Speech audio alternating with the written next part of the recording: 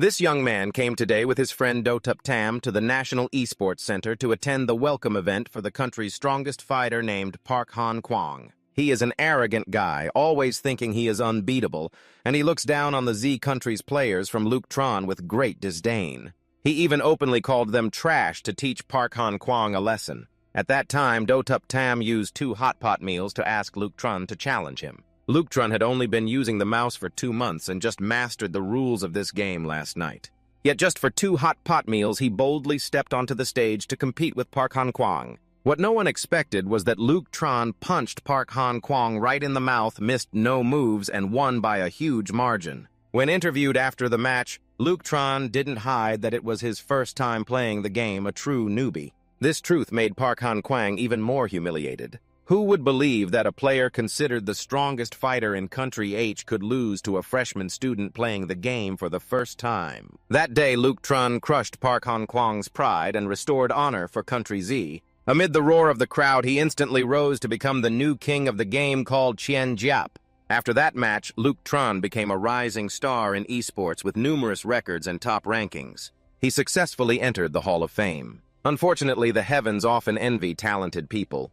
Just as Luke Tron proudly stood on the pinnacle of glory, he was involved in a traffic accident. After the accident, he was lucky to survive, but suffered serious brain nerve damage with little chance of recovery. When highly focused, Luke Tron's reflexes delay by 3 seconds. This usually doesn't affect daily life, but for a professional gamer like Luke Tron, it has a huge impact. From then on, his ranking steadily declined. In the blink of an eye, Luke Tron fell from first place to below 100th. Those who once feared him now openly mocked him whenever they met him in the game. Today, a headache hit again. Luke Tron planned to go to sleep, but while standing up, he accidentally saw something under the desk, a virtual reality headset for the game Thien Tung, specially made for Hall of Fame members, recently sent by the Nguyen Hang Corporation. After being hunted for so long, Luke Tron had even forgotten he was a Hall of Fame member. Out of curiosity, he decided to check out this new game. The moment the headset powered on, Luke Tron felt like he was swimming in a sea of data. The virtual reality technology of Nguyen Hang Corporation is truly advanced. Soon after, Luke Tron arrived at the welcome hall for new players. He felt so real, as if he had truly stepped into a luxurious palace. Even the stone pillars in the hall seemed genuinely textured. "Welcome, Luke Tron, to the welcome hall!" a clear voice rang out. "Hello, I am System Teen 01. A tiny fairy appeared before Luke Tron, representing the Thien Tung system. After verification, the system recognized you as Luke Tron, a Hall of Fame member from Region Z. Players who are Hall of Fame members have the privilege of receiving a dedicated ID, and Luke Tron can continue using his old ID Luke Tron. But honestly, the name Luke Tron has become the biggest joke in the Hall of Fame, so Luke Tron doesn't want to see it again at all. He changed to another name, Chiu Kik Trum Sa, to start over. Chiu Kik Trum Sa means unrefined iron that must be sharpened to become better. Luke Tron was very satisfied with the meaning of this name. After confirming the ID, the system let him choose race and class. 10 basic classes appeared before him. This time, Luke Tron took a long time to consider. He didn't know which class suited him best, a knight with strong action or a balanced warrior with both offense and defense. While Luke Tron was still undecided, the system suddenly displayed another message. The VR headset would automatically take a blood sample to check his health through a tiny needle on the left side of the headset. After that accident, Luke Tron was very afraid of blood draws, so his whole body trembled uncontrollably. After completing the blood sample collection, the system quickly returned the health check results, and confusingly, all of Luke Tron's indicators showed red alerts. For example, his heart rate was 30% lower than normal people. His temperature was 70% below the standard, his brainwave response exceeded 120% of the normal standard, and most importantly, Luke Tron's life signs were only at 50%. This situation made him extremely anxious. What was going on? Could it be that his VIP-level gaming helmet was just an empty shell? That night, from Luke Tron's apartment in the building, came a piercing red light, and the young man's shout, "Damn it, don't mess with me like that." However, Luke Tron's alarming physical condition actually helped him unlock a hidden class, the Death Spirit Swordsman. This was truly a silver lining in hardship. The Death Spirit Swordsman is the strongest warrior in the Purgatory, descendant of the Tula Divine clan, wielding the power of the 4 sacred beasts, dominating all night spirits. Luke Tron never expected to have such a fortunate chance. He had no reason to refuse the Death Spirit Swordsman class. So after confirming his class, Leuchtron immediately logged into the game. He woke up in the newbie village of Luan Thi with the mood of a defeated, abandoned man burning with revenge. Leuchtron appeared as a dry skeleton crawling up from underground. Leuchtron was extremely disgusted. Why did his game opening look so pathetic? Did this appearance look anything like a cool death spirit swordsman? The system seemed to read Leuchtron's thoughts and explained that this dry skeleton form was the training state of the death spirit swordsman. Leuchtron decided not to complain anymore. Good or bad, it was still a special hidden class. A skull was a skull. The person welcoming him was the village chief of Newbie Village Spirit Mage Na Yi Van. After a startling greeting, Leuchtron's inventory received a piece of equipment sent by the village chief, a peach wood sword. Leuchtron carried the new weapon to the radish garden to battle level 2 spirit rabbits. With the health bar of these little monsters, one strike would be enough to finish them off. But Leuchtron's biggest problem was the 3-second delay in processing information. So he decided to use a strategy of predicting the opponent's moves and swinging his sword 3 seconds ahead. The plan sounded perfect, but when Leuchtron tried it, he totally missed. He swung and missed, getting kicked painfully by the spirit rabbits. If swinging 3 seconds early didn't work, then he'd try slowing down the timing. Leuchtron tried swinging 2 seconds early and still missed. He reduced it to 1 second and still missed. But when he timed it to 0.9 seconds, the strike finally landed. Clearly, it wasn't that the rabbits were fast, but that Leuchtron's delayed reflexes were improving. Although in the end he was still beaten back to the respawn point by those low-level spirit rabbits, he felt extremely happy. Captain 13 Bamboo Shadow. Chaos World's #1 swordsman. I'm back.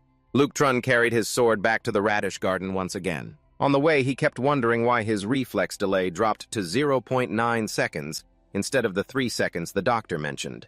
Leuchtron's mind spun, feeling like he had forgotten something. Many fragmented images appeared in his head.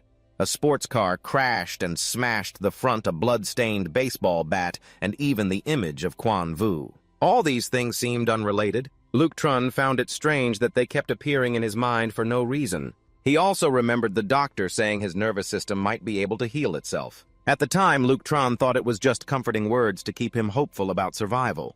But judging by the current situation, it seemed the doctor's words were starting to come true. Looks like he still needed to go back to the hospital for a follow-up. As for the immediate problem, he just had to beat those spirit rabbits up good first. The system kindly reminded him to attack their necks, as that was their biggest weakness. Leuchtron obediently followed. With his delay now at 0.9 seconds, he quickly turned the tables.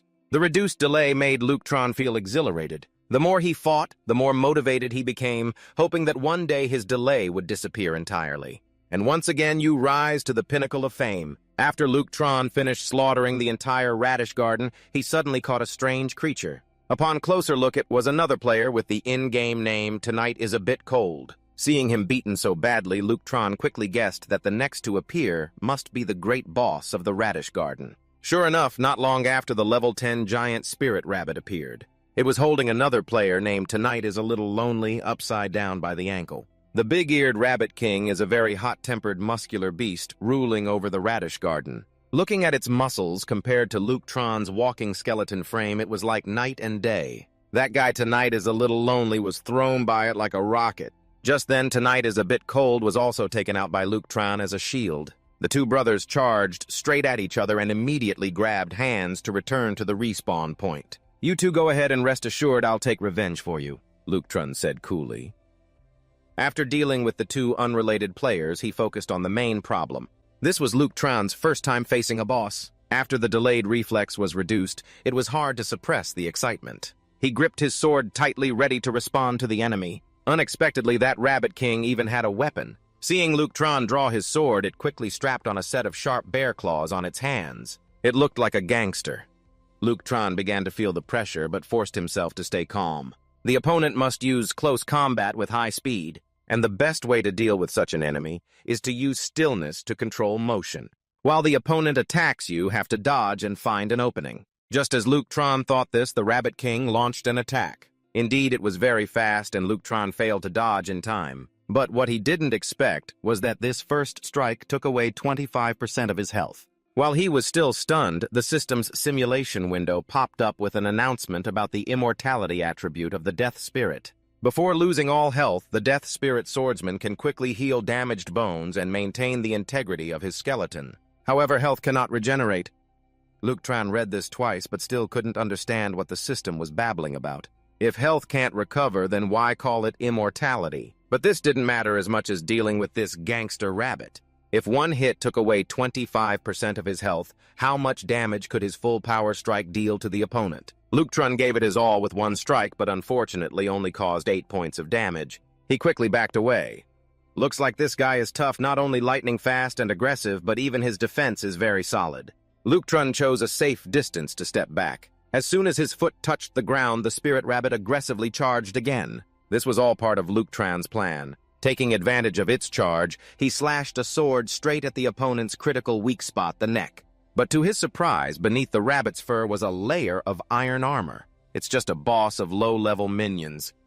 Does it have to be such a freak? The Rabbit King was furious from Luke Tran's counterattack. One punch from it broke a nearby ancient tree, making Luke Tran tense and swallow hard. If he got hit with one direct punch like that, his bones might shatter completely. In this situation, it was really hard to find a breakthrough. The Rabbit King's biggest weakness was already protected by iron armor. Judging by the health lost on both sides, the Rabbit King could take dozens more hits, but Luke Tran would be finished if he got hit once more. He hadn't even figured out a way to solve this yet. Meanwhile, the opponent seemed to go berserk. It uprooted a willow tree by the roadside with bare hands, then swung it fiercely toward Luke Tran. Fighting a scary opponent like that rabbit seemed tough, but Luke Tran wasn't so weak that a tree could crush him. He immediately used his combo attack to deal with that willow tree. Unfortunately, while Luke Tran was busy breaking that tree, the Rabbit King took the opportunity to sneak attack him. Didn't expect something that big to be so smart. However, as it rushed forward, it accidentally got hit in the eye by a flying splinter.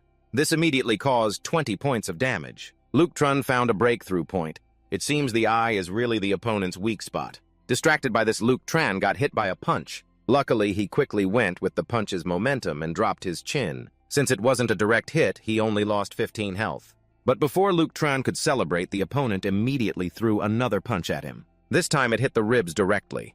The crackling bones caused another 40 damage. Luke Tran was thrown by the Rabbit King, his whole body slammed into a nearby tree trunk. Now he only had 5 health points left. The impact made a big hole in the tree trunk. Luke Tran's upper body was stuck inside it. Only his 2 legs dangled outside the tree trunk. The Rabbit King wasn't about to rest for a second. Seeing the opponent trapped in the tree hollow, it rushed like an arrow to deliver a final deadly blow. But as the Rabbit King's fist was thrown, Luke Tran disappeared inside the hollow. Its arm was held tightly by vines inside the hollow. Meanwhile, Luke Tran gently slipped out.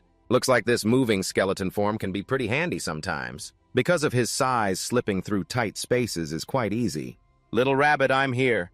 Luke Tran sat proudly on a branch and said, "Do you like the gift I prepared for you? This dry tree is full of tangled vines inside. Once you get wrapped up in them, it's very hard to get free." The Rabbit King struggled constantly, but Luke Tran knew that the more it struggled, the tighter the vines wrapped. It can only escape by destroying the whole tree. But how could Luke Tran give it that chance? He firmly gripped his blade and leapt down from the branch. Each strike pierced the boss's eye, dealing 100 damage. The eye truly was the opponent's critical weakness. The Rabbit King was left with just over half a health bar, but the problem was this attack drove it into a rage. The Rabbit King's defense speed was reduced by 50%, but its attack power increased by 50%. Still, Luke Tran wasn't very scared. Facing a blinded enemy whose speed and defense were reduced, no matter how strong its attack was, what could it do? Although his reaction was delayed by 0.9 seconds, he could still maintain control in this situation. Finally, Luke Tran successfully defeated the big-eared Rabbit King. He directly leveled up to level 4 and received the boss drop reward, a chest armor that increases 20 health points and 9 defense points. Along with that was a great magic stone. If traded with merchants, it could be exchanged for a certain amount of gold. Luke Tran quickly put on the armor, partially covering his all-bone body. The boss reward only contained 2 items, but the level-up reward also included 10 free attribute points. Luke Tran could use them to increase 4 of his attributes: health, mana, strength, and speed. His health points just got a 20-point boost from the armor, so it wasn't urgent.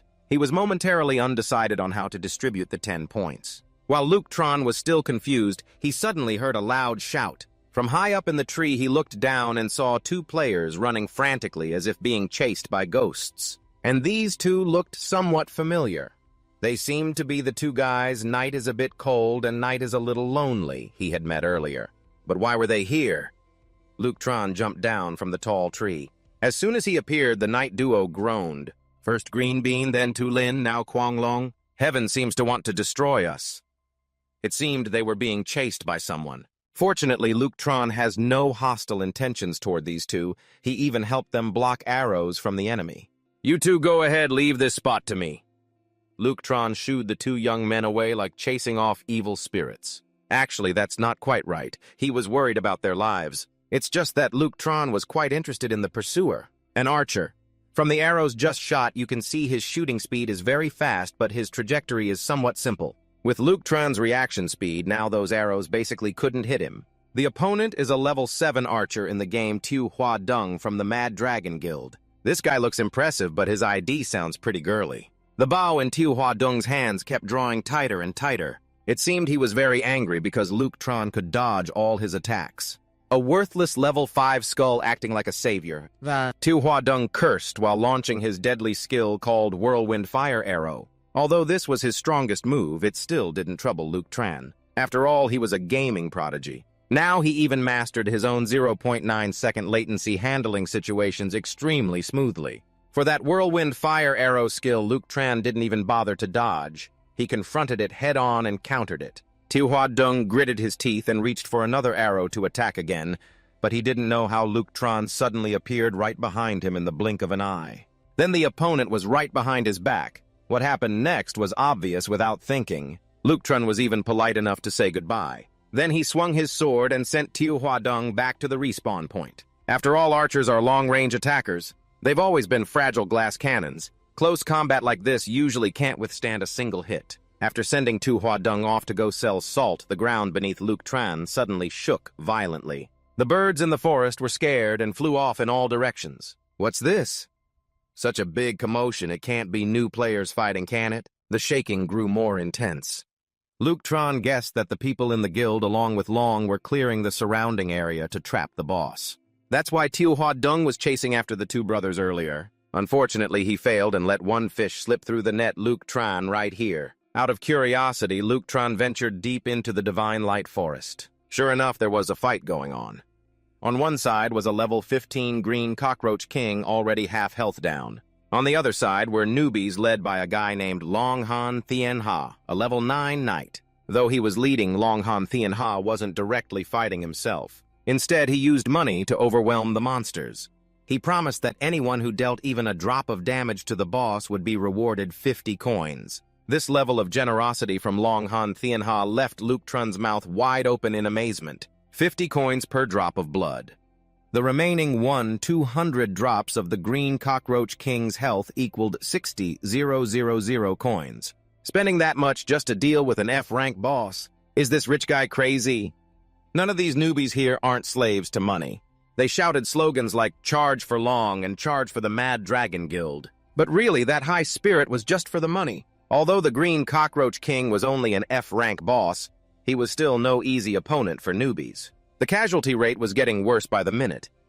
Compared to the big-eared Rabbit King Luke Tran just defeated, this monster seemed even more terrifying. He felt the few remaining Mad Dragon Guild members would struggle to resist until the end. But Long Han Thien Ha didn't seem to realize that. Even as casualties grew, he still demanded his members not to stop attacking. Remember to coordinate together to lure the boss into attacking positions, while it's focusing its attack strike back. Use the boss's freeze skill window to hit once, then retreat. Don't stop.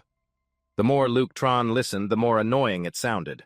What Long Han Thien Ha just said is too obvious. Even a newbie just starting the game could come up with that. So how can that be called a command strategy at all? The important thing is attacking so mindlessly like this only causes more serious damage to our own side. Something so simple, could the rich kid really not figure that out? Yeah. Luke Tran felt it was a bit unreasonable.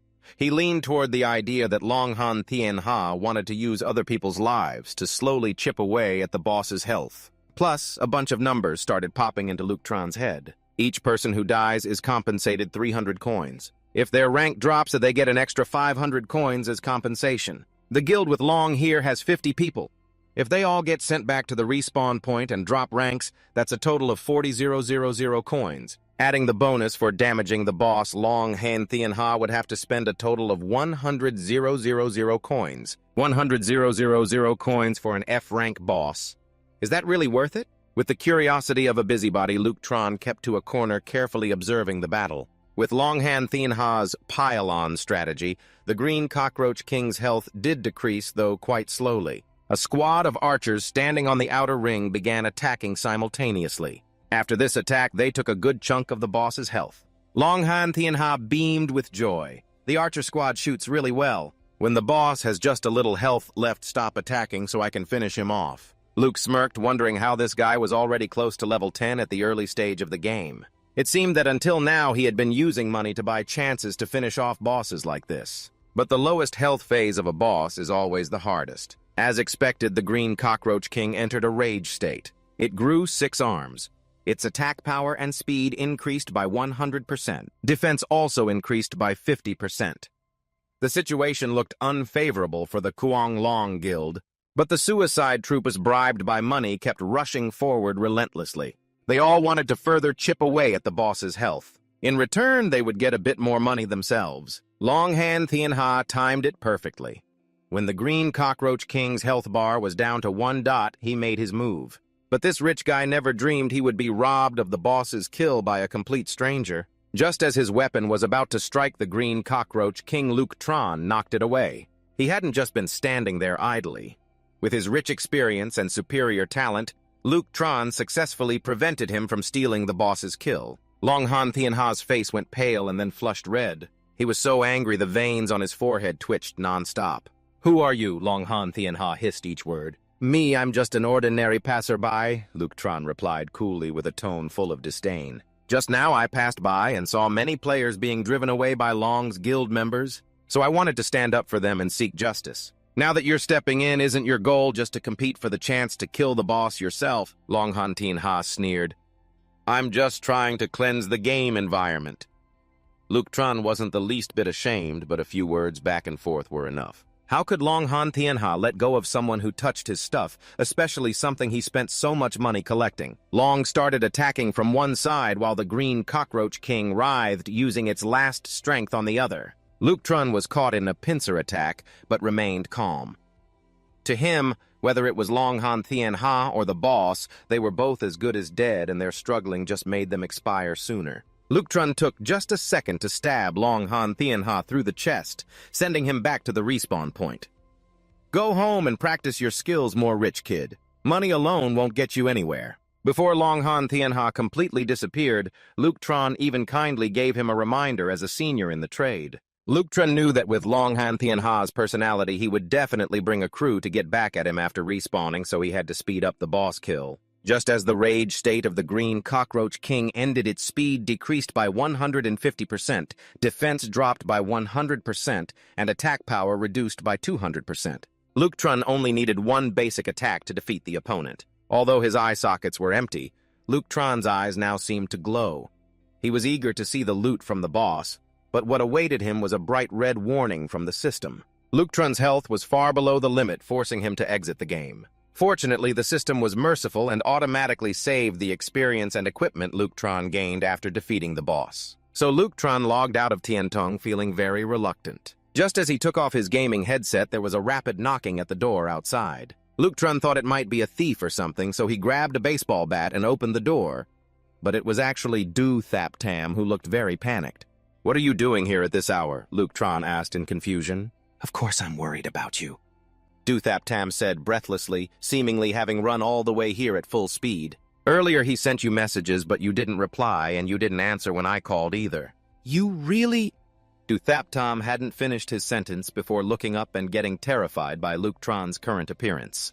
He screamed and fell backward. "Oh my God, there's a zombie!" Seeing Luke Tron's blank expression, Do Thap Tam pulled out his phone so Luke Tron could see his own current condition. Even Luke Tron was stunned and shocked to find numerous blotchy spots on his face, as if his skin were being eaten away, and these marks were even moving. Such cloud-like rashes only appear on corpses, and these rashes were quickly changing and spreading down from his eye sockets. Do Thap Tam seriously said, "It's only 2 a.m., don't mess around like this. It's probably just some kind of skin allergy." Do Thap Tam wasn't joking. The symptoms on Luke Tron's body matched exactly with the forensic medical records at his home. Luke Tron, with a headache, exhaustion, and confusion over the blotchy marks on his body, quickly fainted. Do Thap Tam carried him to the emergency room at People's Hospital No. 4, where the head of the department, Du Trung Khan, was his father. After examination, Dr. Do confirmed that the marks on Luke Tran's body were indeed corpse rashes. In his entire medical career, he had never encountered a living patient with this condition. Du Trung Kang urgently ordered the nurse to take Luke Tran's blood sample and run many additional tests. After analyzing the blood sample, he was even more troubled because there was a large virus in Luke Tran's blood that surpassed current scientific knowledge. Strangely, the virus not only attacked healthy cells in Luke Tran's body, but was also trying to repair damaged cells. However, Luke Tron had too many damaged cells, which caused his blood circulation to slow down. The severely ischemic areas in his body were the root cause of the corpse rash appearing all over him. But those corpse rashes were not the most serious problem. If Luke Tron's blood circulation continued to slow, it could stop completely, and everyone could guess the result: he would be dead. Seeing Luke Tron's despair, Du Trung Khan hurried to comfort him. "Don't lose hope. Modern medicine is very advanced. I believe there will be a solution. The plasma exchange therapy is ready. First, let's check if this virus affects any other parts of your body." "Yes, thank you, sir." "Do no need to be so formal with me. By the way, little Luke, have you encountered anything strange these past few days?" Luke Tron was silent for a few seconds, pondering Do Trung Khan's question. He had indeed experienced some strange things, but they were all very vague, so he ultimately decided not to mention them. He entered the plasma exchange therapy room and began the procedure. Outside, Thap Tam's mood was burning with anxiety. "Dad, when you asked just now, were you suspecting that old Luke was hiding something?" Du Trung Kang shook his head. Actually, he just wanted to confirm a little because it was very likely that Luke Tron himself didn't remember what had happened to him. That was the brain's protective mechanism.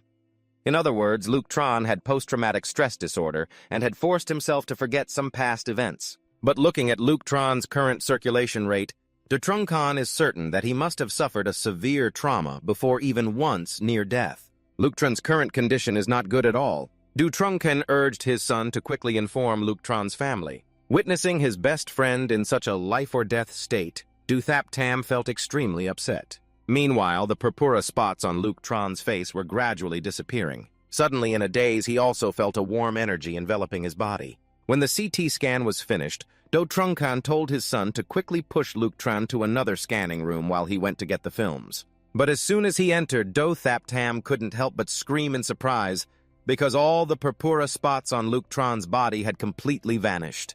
Du Trung Khan was astonished. After living more than half his life, this was the first time he had witnessed such an unscientific phenomenon. "Little Luke, how are you feeling now?" The Luke Tron honestly recounted that while being scanned earlier, he suddenly felt a warm current inside his body, and then the headache was gone. Now he didn't feel any discomfort at all. Du Can Trung found it harder and harder to believe. He held Luke Tron's face, continuously shaking it left and right to check. "This is just too unreal. Your face looks completely normal now, your hands too, and your pupils are normal as well. Could it really be that after just one CT scan, all the purpura spots disappeared?"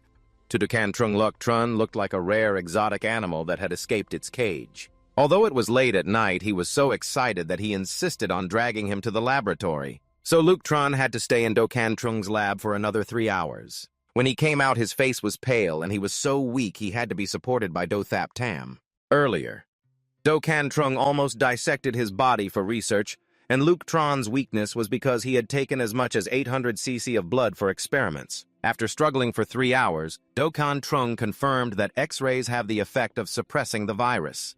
That's why Luke Tron's purpura disappeared after the CT scan. The mood of the Du father and son improved a bit, because now, as long as they find the right wavelength of X-rays for treatment, Luke Tron can definitely recover. The clock struck 6 a.m. Du Thap Tam helped Luke Tron to the sofa to rest while he went to buy breakfast. Luke Tron was too tired to answer. Looking at his soft, smooth hand that seemed uninjured, he felt very puzzled. Du Can Trung said he had suffered serious injuries before, so why didn't he have any impression of it? Not long after, Du Thap Tam came back with a bag of breakfast. He also brought a story he overheard. Old Luke has a beautiful woman driving a sports car, arguing with the security guard right in front of the building gate. That beauty even has a sports headband looking fierce as if she's here to catch a mistress. Should we go down and check out the commotion? Hearing the words beautiful woman and headband and sports car, Luke Tron's head started pounding like a hammer again. Duthaptam, did you manage to take a photo? Duthaptam loved gossip, so he actually took a picture. After seeing the photo, Luke Tron's head spun again because it was the guild leader at Tui Nyat Phuong. The chaotic and fragmented memories in his mind gradually became clear, then pieced back together. Luke Tron finally remembered everything. Last night, after his first date with Tui Nyat Phuong, he actually died. The great beauty Duthaptam photographed was Tui Nyat Phuong, whose real name is Hang-A. The moment Luke Tron recalled everything was also when Hang-A chased over and knocked on the door violently. Duthaptam was so shocked he dropped his phone. Though he didn't understand what was going on, he felt Hang-A's tone was not very friendly. All right, if you two already know each other, I'll go open the door. You two can talk directly and see what happens. Saying that, Duthaptam stood up and walked towards the door. Luke Tron immediately panicked. Duthaptam, wait, don't open the door, Luke Tron said as he called after Duthaptam, ended up collapsing flat on the ground. His whole body was still trembling after the incident where Do Kan Trung drained 800 cc of his blood. I have something to tell you.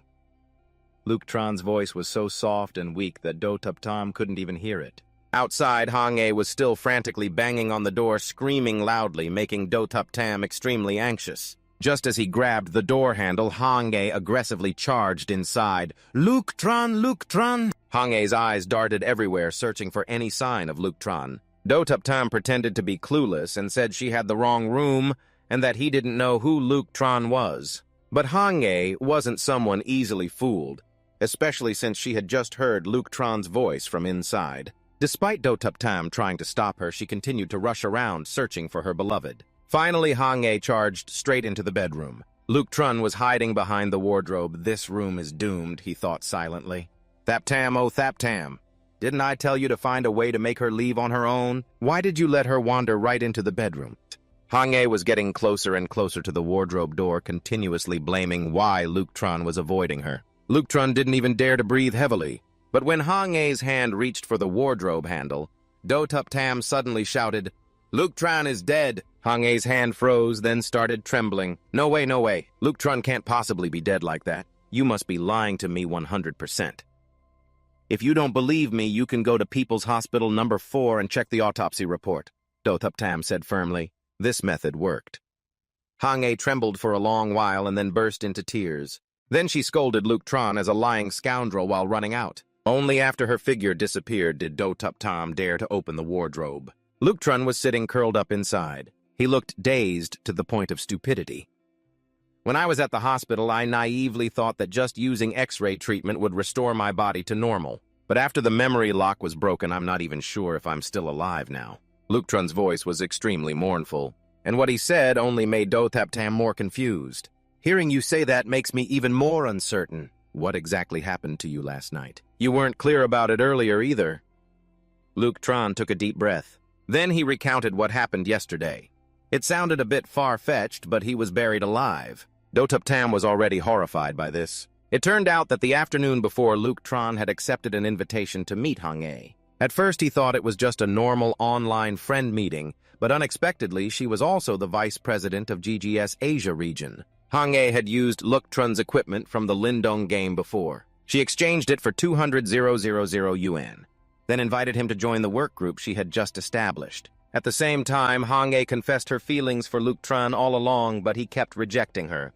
Duthaptam felt very sorry hearing this because rejecting someone as talented, beautiful, and rich as Hang-A is something few could do.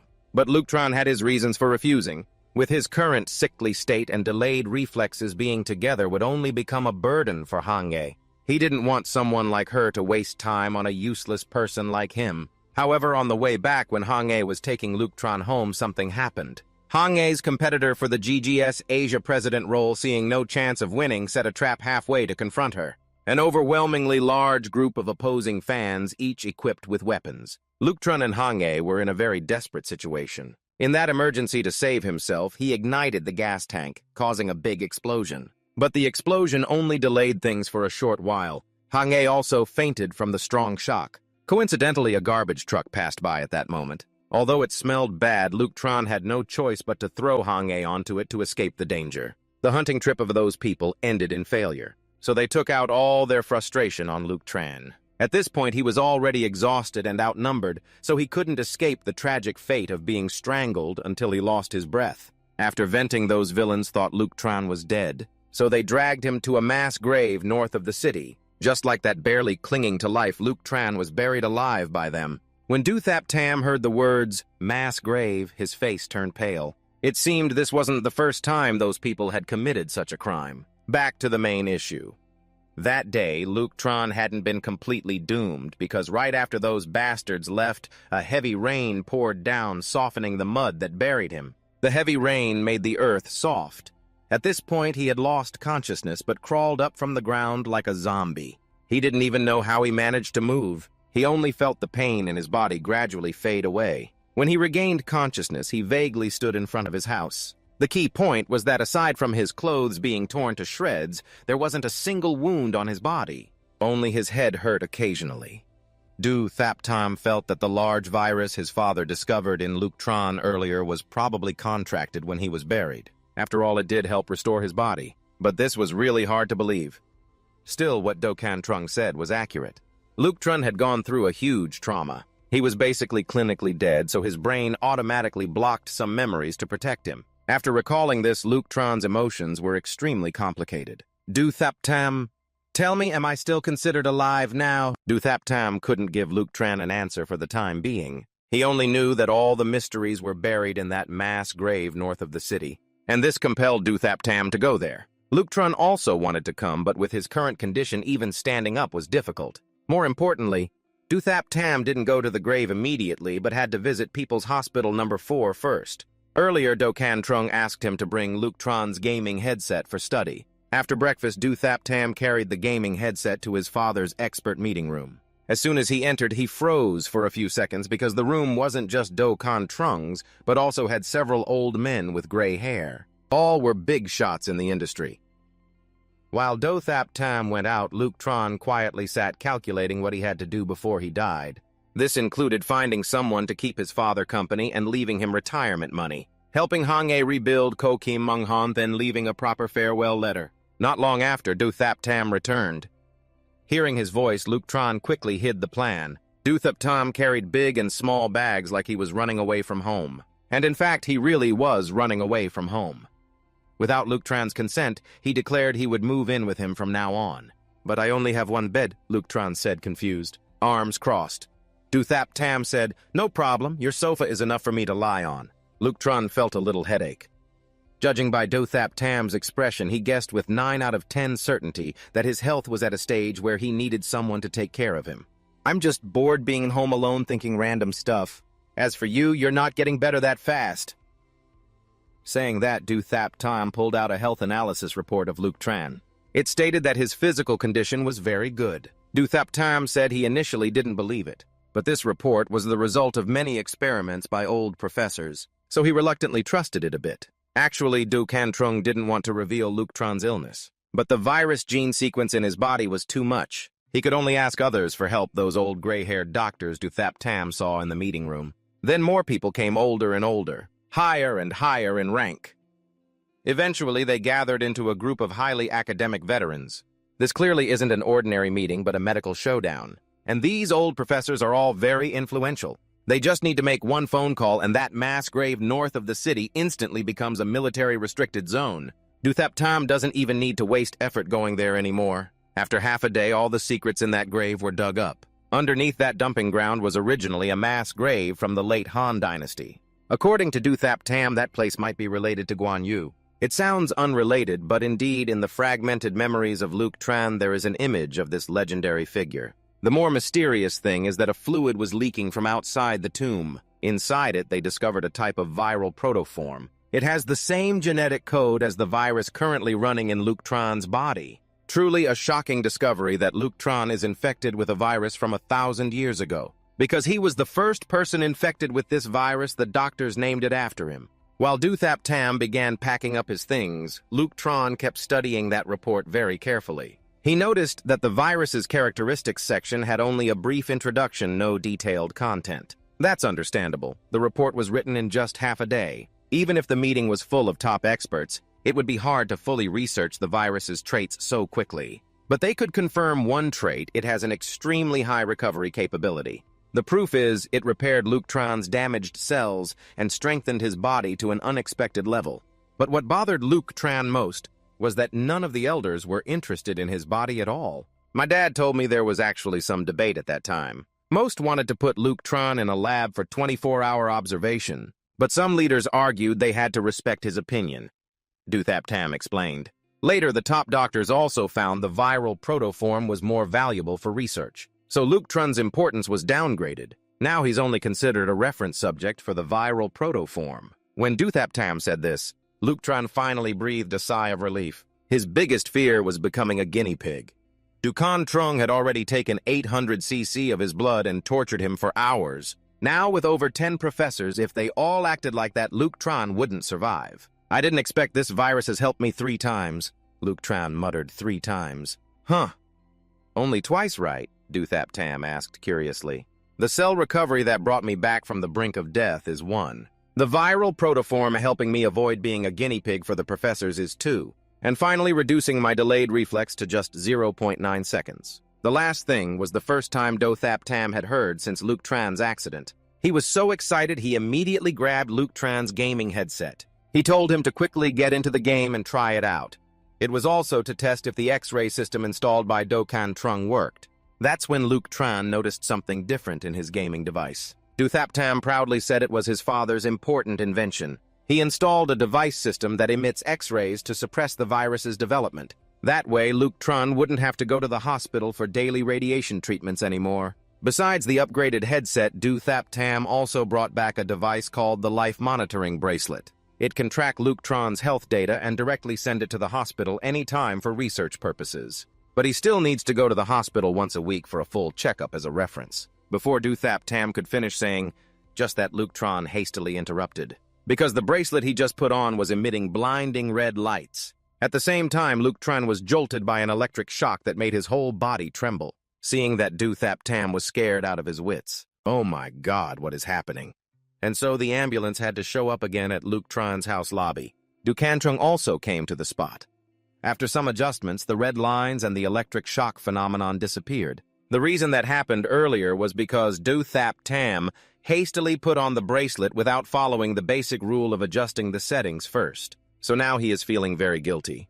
Uncle today 13 has worked hard. It's understandable to forget a few things, Luke Tron said to comfort him. However, Dukan Trung did not really trust his precious son very much. Since he was here anyway, he took it upon himself to educate Luke Tron about this bracelet. It can regularly monitor Luke Tron's health condition. When the bracelet turns black with no lines showing, that means the status is normal. But when red lines appear on the bracelet, it indicates Luke Tron's cardiovascular system is having problems, and it will emit electric shocks like before to restore the cardiovascular system. If the bracelet shows a sky blue color, it means Luke Tron is having lung issues, and it can also self-correct that by injecting into the glands on his shoulders. Finally, if green lines appear, that means there is a blood circulation problem. Luke Tron's health is unusual due to the presence of a virus. Earlier, Duthap Tam didn't adjust the parameters and just put the bracelet directly on his wrist, so the red lines appeared immediately, and Luke Tron got shocked.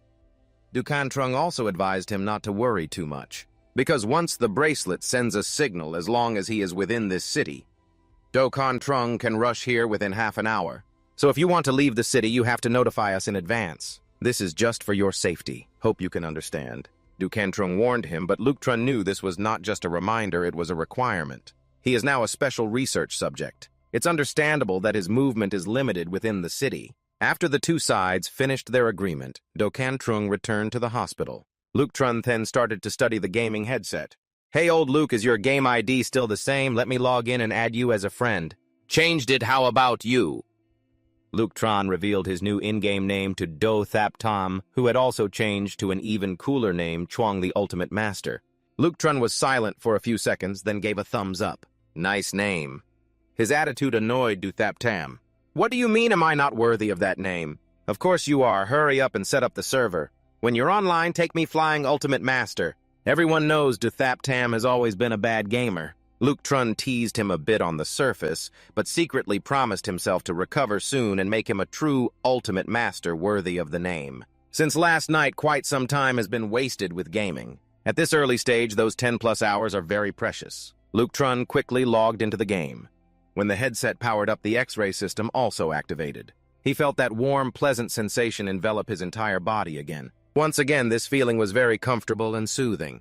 When he logged into Thien Tung, the system automatically placed him back at the coordinates where the connection was lost in the Blue Cockroach King's cave in the Than Quang forest. Now Luke Trun had time to check the equipment he received. It was a sword called Tung Lam 6 Hue Ring. Luke Trun was eager to test the power of this new weapon. With the sword in his hand, he swung it and instantly split a large tree in half. Such a sharp weapon, he wondered how effective it would be against monsters, as he thought that a monster approached him on its own. Wasn't Luke Trun in the Blue Cockroach Cave? Although the Blue Cockroach King had been defeated, many of the monsters it ruled were still there. They were all level 7 or 8 blue cockroaches. These opponents were just right for Luke Trun.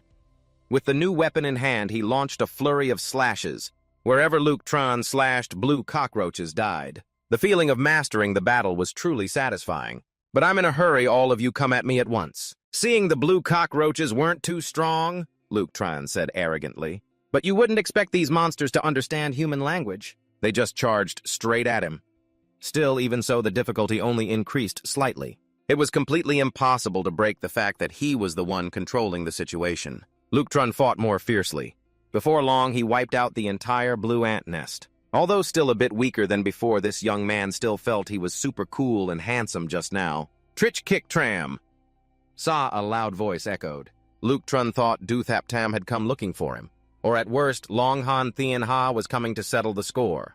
But when he turned around, he saw a strange guy. The system reminded him this was the Soul Judge, one of the most powerful spirits in hell. He came to the human world through a contract. His current strength was still unknown. For some reason, Luke Trun felt a little tense. This guy probably didn't come to cause trouble for him, right? After confirming the identity of the player, Trich Kick Tram saw the Soul Judge began to issue a verdict. Luke Trun didn't know what he intended, but then the Soul Judge just threw a warrant book into his hands.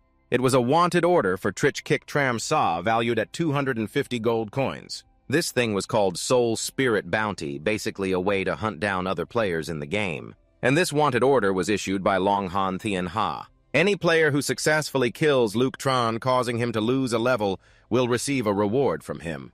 250 gold coins is not a small price. 1 gold coin equals 100 successful kills. So that's 25,000 right there. Clearly that bastard wanted to use money to kick him out of the game, even though Luke Trun was the one who provoked him first. But this still made him extremely angry. Luke Trun tore the warrant book in his hand to pieces. Long Han Thien Ha, just wait and see who gets kicked out of the game first in the end. Putting that aside, after wiping out the blue cockroach nest and defeating the boss earlier, Luke Trun completed the main blue cockroach mission. He was promoted to level 10, qualifying for a job advancement. Now he just needed to return to the Newbie Village Chaos Corp to receive the job advancement letter. Then go to Hanbang Quang to complete the job advancement. Luke Trun was so happy he jumped around. Finally, he could advance his job. Soon after, Du Thap Tam, an in-game peerless expert, sent a friend request to Luke Trun. As soon as he accepted, he saw Du Thap Tam nervously sending a message. Of course, the message asked who Luke Trun had made enemies with to get a 250 gold coin bounty. Old Luke, you still haven't advanced your job yet. Not ready yet. Du Thap Tam sighed heavily. No wonder there was a group of players who had already advanced their jobs watching Luke Trun like a meal. They were preparing to rush in and kill him. Luke Trun knew many would target him after that wanted order, but he didn't expect someone to so quickly gather a whole team to ambush him. Quick, check the community chat channel, Du Thap Tam shouted. Luke Trun had never paid attention to those before, but since Du Thap Tam said so, he reluctantly glanced over. Sure enough, the chat channel was exploding. Everyone saw him as the target. There were even many teams formed just to hunt him down. Du Thap Tam seemed very worried, but Luke Trun himself appeared quite calm in this situation. He was calm for a good reason, because as painful as it sounded, who else in this world understood the feeling of being hunted better than Luke Trun? For the final year in Lingdong, he managed to survive despite being hunted by the entire gaming community. Yeah, I've never asked you before, how did you manage to survive that last year online? Du Thap Tam asked. Mentioning this made Luke Trun feel bitter. That whole year he spread fake news, faked his death, and disguised himself as a wild beast. He even pretended to be a roadside rock and used a fake name to sneak into enemy camps. Finally, he stayed inside the boss's group for half a month. Basically, you've done everything just to survive. Back then, Luke Tron was given the nickname the Great Master of Running Away by his comrades. Unexpectedly, just after playing Thien Tung for a day, that Great Master of Running Away had to return to the martial world to face those who were hunting him. Luke Tron had already figured out a plan. First, he took a photo of himself. Then he sent it to Do Thap Tam. Next, he asked him to spread the photo around, saying that Luke Tron was in the Thon Quang Pham K forest. He wanted to lure those players to the forest while he took the opportunity to change his rank. Well done, old Luke Do Thap Tam couldn't help but praise. Too kind, too kind. It's just a basic trick of the Great Master of Running Away.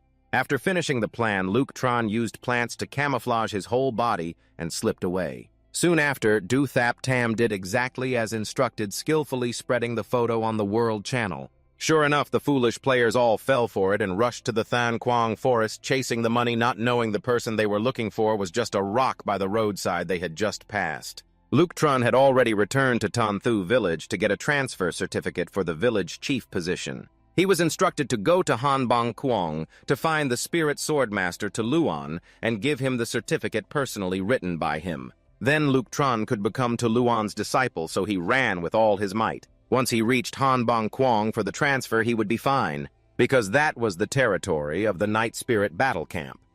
Normal players on the righteous side would automatically be marked as enemies by NPCs when entering the camp. Actually, Luke Tron still had a bad feeling because Han Bang Quang was the only transfer location of the Night Spirit. So his intuition told him that Long Han Thien Ha must have sent troops there to ambush. However, Luke Tron couldn't hide forever, especially since transferring was something he had to do. Even if the enemy was right in front of him, he had to charge forward. Luke Tron ran across a large mountain valley.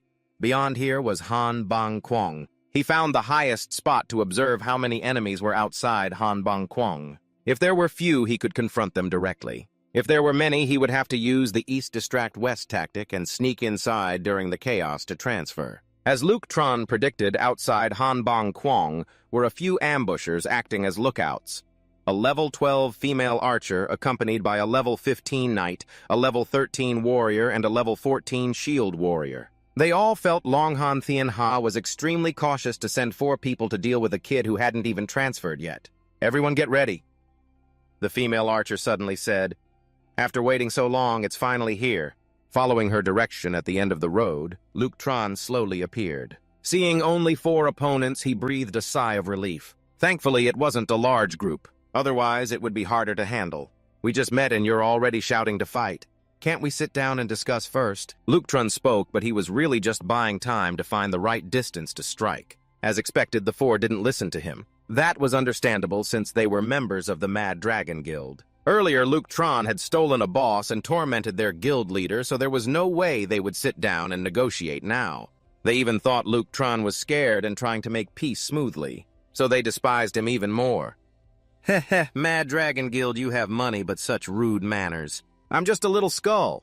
Being scared isn't shameful at all, Luke Tron retorted. But big brothers, could you please go easy and ignore me like I'm invisible? Saying that, he stepped forward a few steps. The distance between Luke Tron and the opponents was now 10 meters. Just 2 more meters and he'd be in attack range. The level 12 archer was still drawing her bow, ready to strike. The others were also in attack-ready stance.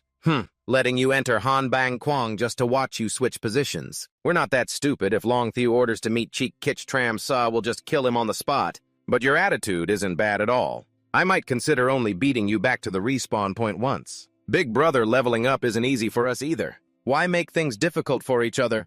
Luke Tron kept stalling. He spoke while moving forward. At this point, he was only about 3 meters from them and stopped, standing still. Luke Tron put on a look of awkwardness, constantly blaming himself for offending the wrong people.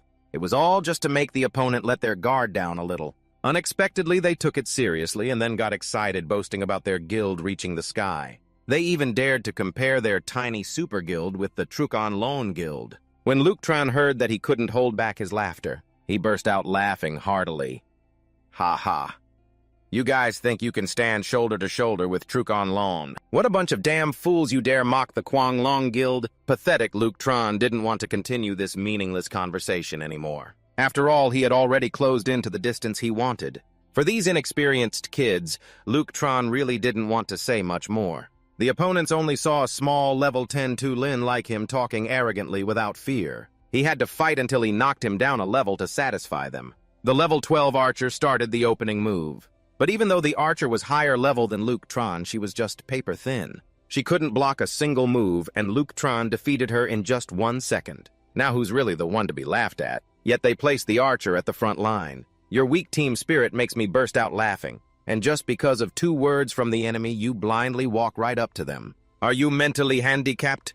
Luke Tron's words were dripping with mockery. The opponents started to panic, but they had to rally themselves, reassuring each other that with 3 people against Luke Tron, they were more than enough. The knight quickly ordered to scatter the formation, to attack the opponent from 3 directions, but Luke Tron remained very calm. Without the archer sneaking to harass just close combat alone, he was unbeatable. That level 13 female warrior wanted to sneak attack, but the sword hadn't even swung down before Luke Tron spotted it. All 3 charged forward to overwhelm him with sheer numbers. But Luke Tron wasn't afraid. Only this time he suddenly missed his strike. This time was different from before. Luke Tron had more experience, so he quickly realized his delay had lessened. For safety first, he needed to find out how many seconds the delay had been reduced, so he kept his distance. Luke Tron was very happy inside. With the nervous system's recovery speed, now maybe in 2 days, he'd have enough strength to fight Trucan Lon. After testing, Luke Tron confirmed his delay was reduced to only 0.7 seconds. That made things even easier. The shield warrior who just missed wildly got furious and used his ultimate skill, Earth's Wrath. Unfortunately, this skill didn't threaten Luke Tron at all. In his eyes, even a level 14 shield warrior was just meat to be cut. Like the archer, he was quickly sent back to the respawn point by Luke Tran. Now only the loud-mouthed level 15 knight was left. He finally got scared and hurriedly said, "Hey, wait, can we sit down and talk this over?" Unfortunately, before he finished, Luke Tron's sword was already plunged straight into his forehead. After sending the opponent to respawn, Luke Tron casually wiped his blade until it shined brightly again. He just stepped inside Han Bang Kwong. The guild members and Long were about to arrive. He had to withdraw. After he turned and walked away, the wound on that knight's forehead automatically healed itself. I don't know what method he used, but he definitely wasn't weak just now. Seeing Luke Tron walk away, the guy finally stood up and breathed a sigh of relief. But before he could rejoice, Luke Tron appeared behind him like a ghost from England. That sentence scared the opponent so much, he literally pissed his pants. Luke Tron closed in from behind, like the true king of hell, Tula. "How can you revive right here? Did you secretly stash some resurrection potion or something?" "No, big brother." The knight trembled in reply. "Players from level 15 up can resurrect on the spot. You just happened to reach level 15. So Luke Tron exclaimed, "This on-the-spot resurrection thing doesn't seem to be very advantageous for you. If the opponent loots your corpse right there, it's a big problem. Looks like after reaching level 15, you have to be even more careful, big brother." "Look, I've explained everything clearly. Can I go now?" The knight carefully pushed Luke Tron's sword away from his neck bit by bit. His bent-over posture made Luke Tron feel extremely contemptuous. But this time, he also wanted to teach this arrogant guy a lesson. So he kept tapping his sword on the guy's head. Each hit only cost 1 HP, but was both painful and humiliating. Just as Luke Tron was getting into it, Long Han Thien Ha suddenly called the knight. He was very embarrassed and wanted to take advantage of Luke Tron's distraction to hang up. But nothing can escape Luke Tron's hawk eyes. Luke Tron grabbed the knight's hand and forced him to answer the call. "Hello, Long Thieu." Hai Long's voice came urgently from the other end of the line to Long Han Thien Ha. "I've received the location you sent. Try to keep him occupied, I'm getting ready to come. This time we have to kill him until he's logged out." The knight was extremely tense because Luke Tron had caught him secretly sending the location to Long Han Thien Ha. Unexpectedly, Luke Tron didn't even bother with him and yelled into the call, "Long Han Thien Ha, you guys really are a bunch of worthless talkers." On the other end, Long Han Thien Ha was so startled by Luke Tron's voice that he instinctively took a step back. After all, he had been beaten back to the respawn point once before by Luke Tron, so he was still somewhat afraid of this dried-up skeleton. "Are you Triet Kitch Tram Saw? That's right, it's me. Your so-called Hai Long has already been dealt with by me. I'm waiting for you at Han Bang Kwong. Want to take me down, you're not worthy yet." Then Luke Tron quickly slit the knight's throat as a warning. Long Han Thien Ha was still shouting, "Luke Tran, don't touch my friend!" But before he could finish, the call was cut off because the knight had died. Long Han Tianha gritted his teeth in anger and split all his followers into two groups. One half went with him to Hanbang Quang, the other half guarded the respawn point, aiming to trap Luke Tron as soon as he was forced back there. Not long after Long Han Tianha had led his people outside Hanbang Quang, as soon as he saw the familiar torn blue cloak, he launched an attack immediately. A group of players followed him in the attack, all kinds of classes together, creating an unprecedented storm of assaults. Long Han Tianha laughed heartily, sure that no matter how strong Luke Tron was, a level 10 health pool couldn't withstand such heavy damage. But before he could laugh long, a bright red simulation window appeared in front of him, meaning the system had sent a red alert to Long Han Tianha. Great General Long Tu Than Vuong and many other players actively attacked Captain Fak of the Da Lin Patrol at Hanbang Quang. All players belonging to the human faction in the Hanbang Quang area would be considered enemies of the Da Lin Patrol team. This announcement terrified all the players there. They had just started leveling up and already made enemies of the Dark Faction NPCs. Even Long Han Tianha hadn't expected this move. While he was still filled with 1,000 questions, the blue cloak was pulled down by the opponent. Your human Gaul is getting bigger and bigger, daring to attack the great General Fak. When the cloak was pulled down, Long Han Tianha realized it wasn't the Triet Kich Tram Sa he wanted to fight, but the Da Lin Patrol captain himself. Clearly, it was a trap set by Luke Tron, and unfortunately the rich bastard with a short brain fell right into it. Fak is a high-combat NPC of the Da Lin battle group who was marked by him as an enemy. Of course, that's not a good thing. Long Han Tianha ordered his subordinates to stay calm and keep formation. But in this situation, who could possibly stay calm? As for Fak, he wasn't about to let those who attacked him for no reason get away. If you want to run, don't even dream about it. The dead rose again under Fak's command. The ground suddenly cracked open and dry skeletons emerged from the earth to grab the players' legs. Even Long Han Tianha was not an exception. Facing an army of dry bones like this, it was really hard for them to handle, especially since this army was controlled by a high-ranking member of the Da Lin battle group like Fak. Long Han Tianha panicked terribly and shouted loudly to call for reinforcements. Fak felt like he was hearing a joke.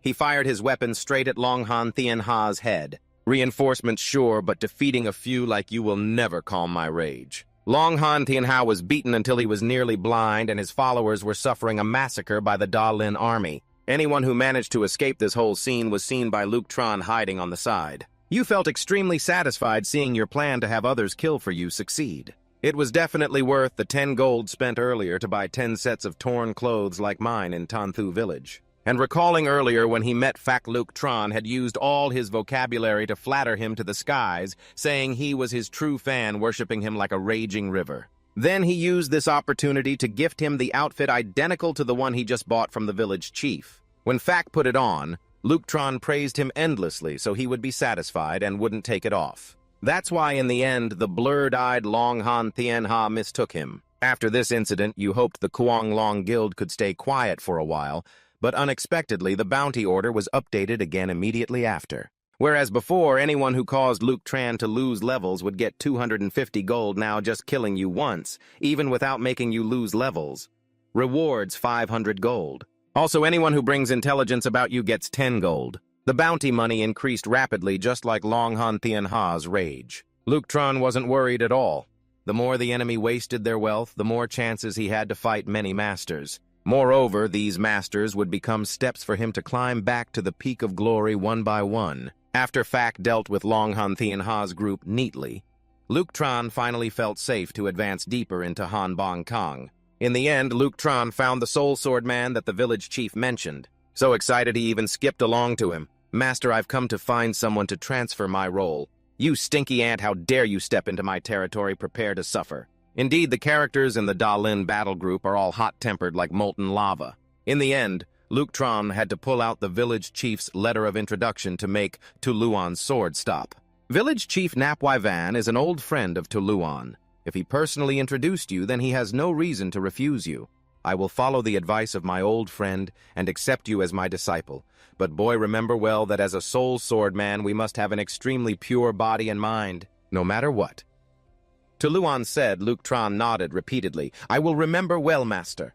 Luan seemed very pleased, even generously patting Luke Tran's head, completely different from the terrifying Yongkung bat sword just now. He said before transferring roles he needed to stimulate your talent a bit, and his hand on Luke Tran's head seemed to press down a little harder. Then Luan began to speak loudly.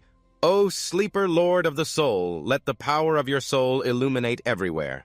Overthrow all the rules of this world. Descendant of the soul, awaken your talent." So awakening talent in Tiantung is this spectacular. After a while, the system announced that Luke Tran had comprehended a talent called Soul Power. Soul Power Level 1 awakens the strength of the sleeping soul, increasing damage dealt to all enemies by 5%. Every time you level up, the talent effect increases by 5%. This talent can be leveled up to a maximum of level 10. By then, Luke Tran can increase his damage by 50%. This is truly an ability everyone envies.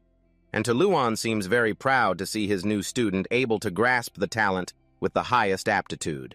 Then he began another ritual to officially grant Luke Tran the status of Tu Lin Swordsman. After the ritual was completed, he tried checking his attribute board again. Everything had increased, and Luke Tran himself felt his body now brimming with strength. There was only one thing that made him a bit unhappy even after officially becoming a Tu Lin Swordmaster.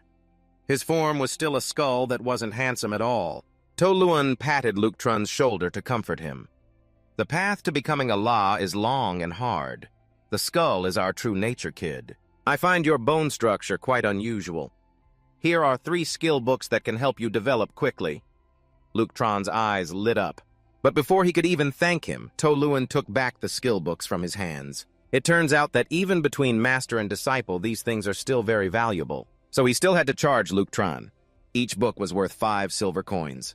Luke Tran's heart ached deeply, tears streaming down his face. He had just taken on missions and fought bosses, struggling to save up 24 coins, and yet this new master of his immediately took 15 coins just by opening his mouth. "Master, can't you give me a little discount since we're master and disciple?" "Stop whining, 5 coins per book is already the lowest price." Luan, without any mercy, directly took Luke Tran's coin pouch.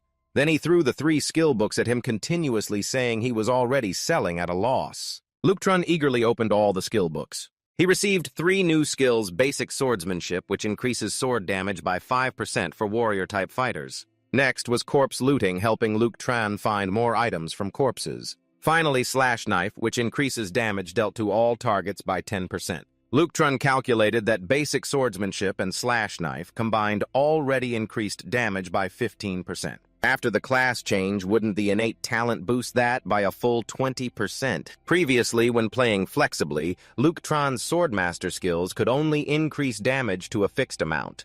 But now, the Tu Lin Swordmaster's skills could boost the entire 100% damage amount. Based on this basic increased damage output would continue to grow over time. This class is indeed overpowered. The best way to test the new skills was to fight. Thinking this, Luke Tran approached Luan and asked, "Master, do you have any good missions?" Luan, still basking in the feeling of gaining 15 gold coins, casually threw Luke Tran a scroll. It was a high-level F-rank mission named Skull. The mission required him to go to the Great Graveyard and eliminate 50 low-level skull soldiers who had taken shelter among humans, and to collect 10 skull fingers to hand over to Luan. Luke Tran gripped the mission scroll and suddenly felt much more excited. He quickly went to the Great Graveyard. The skull soldiers there were level 12. Before, Luke Tran could still defeat them, but after the class change, his attack power had increased significantly. Luke Tran only needed 1 strike to swiftly kill the skull soldier. However, after he fell, a purple flame rose from the body, binding his eyes. This thing then charged straight at Luke Tran.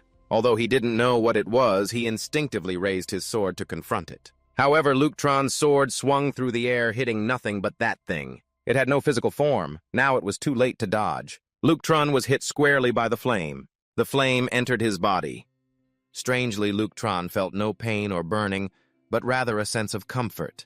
The system notified him that he had absorbed a fire spirit soul, but his experience points did not increase. His elemental attribute also remained unchanged. Luke Tran found this odd.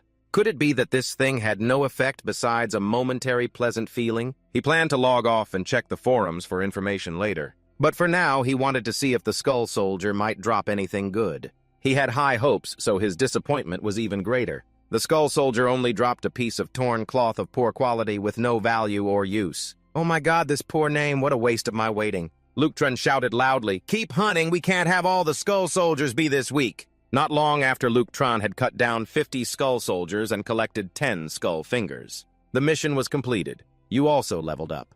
Now, at level 11, all that's left is to return to Han Bong Quang to claim the reward from Tuluan. A small demon stone dropped from the last soldier. Although a bit useless, it's still better than the 49 torn cloth pieces before. Luke Tran sighed as he was about to head back to Han Bong Quang when he suddenly realized he had gone too far. He had entered the Qinggu area within the Great Tomb. Around him were towering tombstones. For some reason, Luke Tran had a feeling that something was about to appear. Sure enough, a huge skeleton approached. It was a level 15 Qinggu skull. But this one wasn't just an ordinary giant. Luke Tran standing before it was like an ant facing an elephant. Seeing the size difference, he began to tremble a little. "You little skull brat! Where did you come from to dare cause trouble in our territory?" The Qinggu skull spoke. Its voice echoed loudly across the area. Luke Tran wasn't interested in continuing. When dealing with a monster NPC like him, Ben took the initiative to attack first, thinking the opponent was formidable. So he put all his effort into using a series of skills in this attack. Unexpectedly, the mighty and imposing Qinggu skull was defeated very easily by Luke Tran, to the point that he scratched his head wondering why a mini-boss like this was even easier to handle than the Skull Soldier. Understanding Luke Tran's doubt, the system quickly explained that the Qinggu skull was the main race in the Qinggu tomb area. Although tall and large, their combat power was weak. However, they were very skilled in team battles and liked to act in groups. Luke Tran only paid attention to the words, "liked to act in groups." Just as he finished reading the notification, a blazing arrow shot straight at Luke Tran. He jumped to dodge while clicking his tongue, blaming himself for poking a hornet's nest. The Qinggu skull he had just defeated was probably just the vanguard. The real troublemakers were the Qinggu skulls attacking from behind. They attacked together from multiple sides, supporting each other quite skillfully. Their strength was indeed formidable. However, these monsters still weren't strong enough to take Luke Tran's life. Seeing his strength was considerable, more Qinggu skulls kept coming. Luke Tran began to feel weary, even though their abilities were weaker than his. If the fight dragged on like this, he would run out of energy. So Luke Tran thought of a plan. Wasn't this area surrounded by those towering tombstones? He used his sharp sword blade to slash a line on the tallest tombstone. Then he circled behind and kicked hard from the cut mark. The tombstone immediately toppled, crushing the few Qinggu skulls who couldn't escape in time. Luke Tran intended to use this chaotic moment to escape, but before he could leave, he felt an immense pressure. With such overwhelming aura, the real boss had surely arrived. Sure enough, the large Qinggu skulls all knelt down respectfully. The creature that just appeared lifted that tombstone with a snap of its fingers. "Who are you to dare harm my subjects?" Luke Tran swallowed nervously. Under the command of that skull boss, Luke Tran was now surrounded by the Qinggu skulls. Before, Luke Tran was not a normal dry skeleton. It was the Spirit Lord Thanvu level unknown. The system also warned that Luke Tran currently couldn't defeat this enemy and needed to retreat quickly. The fact that he couldn't see the enemy's level meant it was at least 20 levels higher than him. Luke Tran wasn't foolish enough to recklessly fight. But the problem was now he was surrounded by several layers of Qinggu skulls. Escaping wouldn't be so easy. The Spirit Lord Thanvu began to slowly advance. On the way, he unconsciously stepped on a withered Qinggu skull, causing the skull to crack instantly. Luke Tran became even more tense. He couldn't cut through that skull with his blade, yet this guy only needed to step on it once for it to shatter. "Accept your fate, you brat Thanvu!" His voice was cold and sharp, not joking at all. With every step he took, the ground started to crack and break apart. Luke Tran felt his mind go blank. This was some terrifying power. How on earth was he supposed to deal with such a horrific opponent now? Suddenly an idea flashed through Luke Tran's mind. He glanced around, and after a moment he firmly identified the direction back to Han Bang Quang. Thanvu had also moved right in front of Luke Tran by this point. "Do you have any last words?" Luke Tran no longer looked fearful as before. Then he raised his middle finger mockingly and laughed. Even if the opponent was the Spirit Lord threatening someone with a broken tombstone. And he even called himself my bones. "Do you think you're the Emperor? If you're so tough, try smashing me with that tombstone." Luke Tran's attitude stunned Thanvu for a few seconds. His anger reached its peak. The Spirit Lord's right hand raised high into the air. A red light radiated from his fingertips, looking menacing as hell. "You will pay for your arrogance." As he brought his hand down the tombstone, shot toward Luke Tran. The direction it flew was exactly the way back to Han Bang Quang. Seeing his opponent caught in the trap, Luke Tron was secretly pleased. He timed it perfectly and jumped as the tombstone rushed at him. Goodbye, Mr. Skull. Watching Luke Tron fly past, the Chingu skulls foolishly just stared at each other. Thang Vu was so furious he even lost his usual arrogance. "What are you just standing there for? Chase him for me," he shouted. The Chingu skulls finally snapped back to their senses, but they couldn't catch up to Luke Tron anymore. When they chased to the border of the Great Tomb area, they saw the large tombstone had been left behind. Luke Tron didn't even waste time escaping. He carved a few words there, thanking the Spirit Lord for the large tombstone. He even carved a big heart next to it. The Chingu skulls looked dumbfounded, seeing only the letters were beautiful, and the heart was very pretty too. Thang Vu was so enraged by his subordinate's ignorance, he was about to vomit blood. His whole body radiated murderous intent, fiercely scaring everyone. The Chingu skulls could only bow their heads low, begging their lord to calm down. He then issued a manhunt order for Luke Tron. Whoever finds him must kill him without mercy. But how could they catch Luke Tron when he had already returned to Han Bang Kwang to hand over the mission? After Ita Luan received the 10 fingers, the mission was officially completed. Luke Tron leveled up again, gaining 200 experience points. He also received 5 reputation points and an item glowing wrist armor. This gave him 8 physical resistance points, 4 magic resistance, and 2 strength points. Luke Tron quickly put it on. This wrist armor seemed to match well with his chest armor. Finally, new gear one step closer to completing full-body equipment. Luke Tron muttered that his attributes had also increased quite a bit. Although he still couldn't directly confront the Spirit Lord, he could now fight Chingu skulls to level up. Luan couldn't hide his shock when he heard that. "You've already faced the Chingu skulls and the Spirit Lord Than Vu." "Exactly," Luke Tron nodded repeatedly. "If I hadn't been quick-witted, I might not have made it back."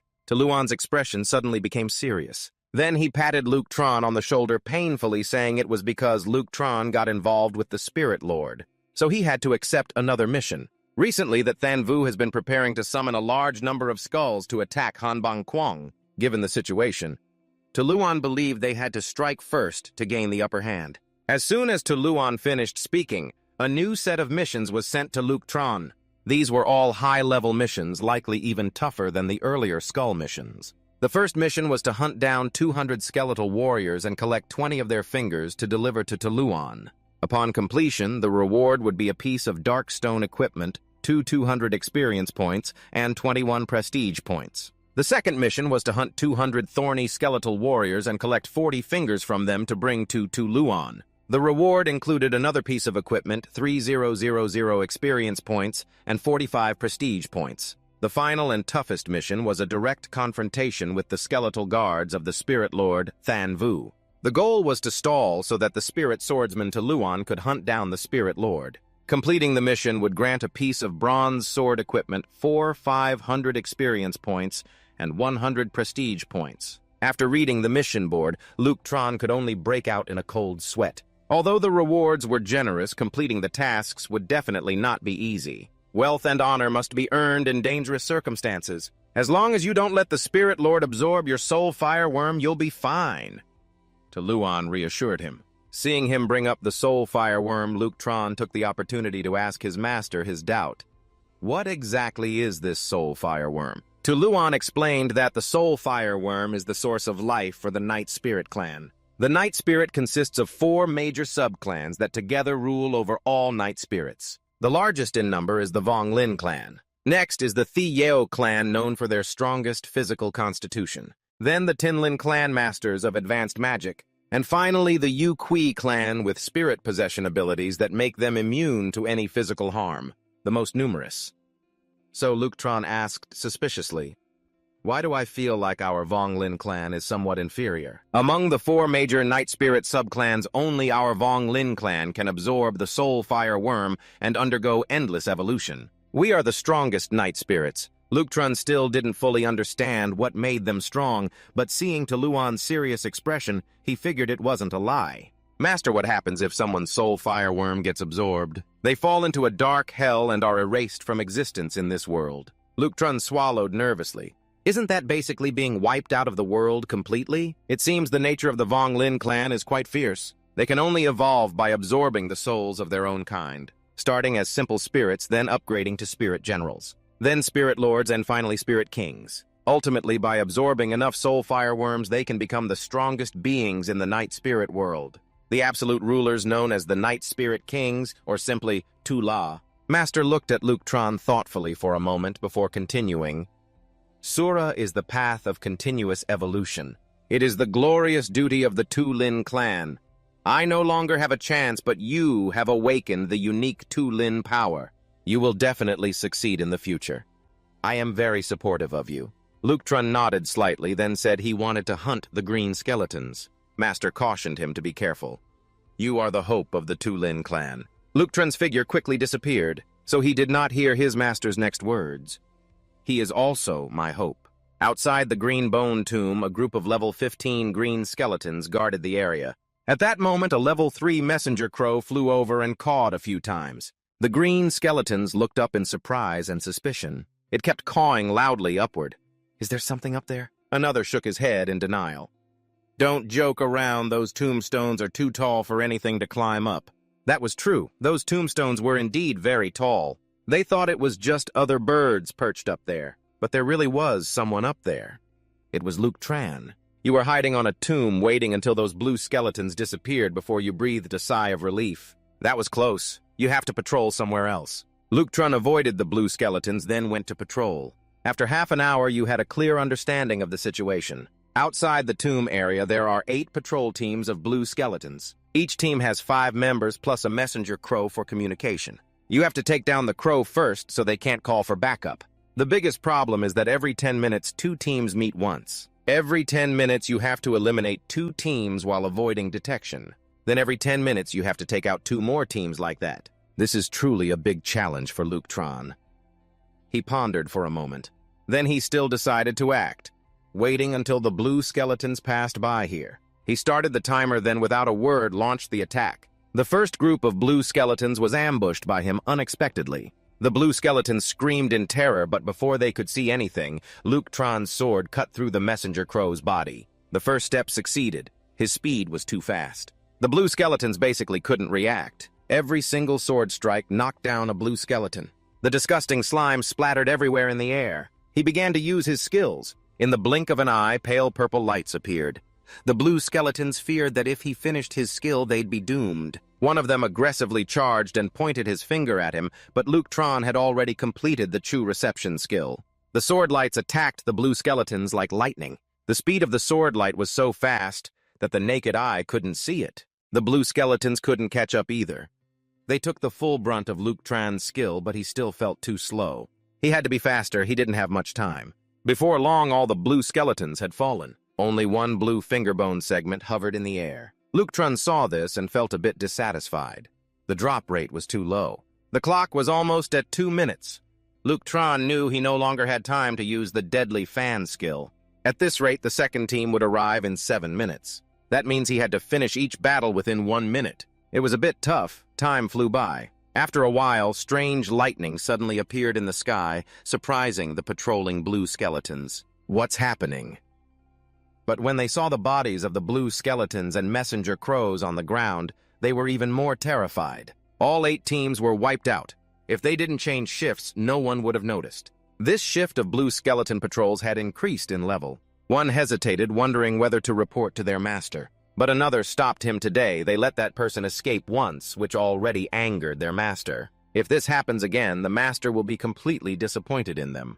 As soon as these words were spoken, the blue skeletons behind nodded in agreement. The leader ordered to double the number of patrol teams. Personnel doubled, each team equipped with 4 messenger crows to expand the search range.